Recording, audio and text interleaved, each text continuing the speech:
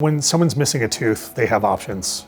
Those options include a 3-unit bridge, a partial denture, or in severe situations when they're missing all their teeth, they can have a complete denture. The downsides of a lot of those traditional options are with a 3-unit bridge, we have to cut down existing tooth structure, which we can weaken teeth. With a partial denture, it's an option that is removable, so it comes in and out of a patient's mouth. With a full denture, it leads to bone loss and difficulty chewing. One of the best options for replacing all of someone's teeth are a full arch of dental implants and teeth. The advantage of a full arch of dental implants and teeth are that it helps preserve bone and that the patient ends up with a fixed set of teeth. So something that's not removable, something that they're gonna wear 24 hours a day and keep that in their mouth, that they're gonna be able to function and smile and be happy with all the time. Patients have options. They can choose a full denture or dental implants and fixed teeth.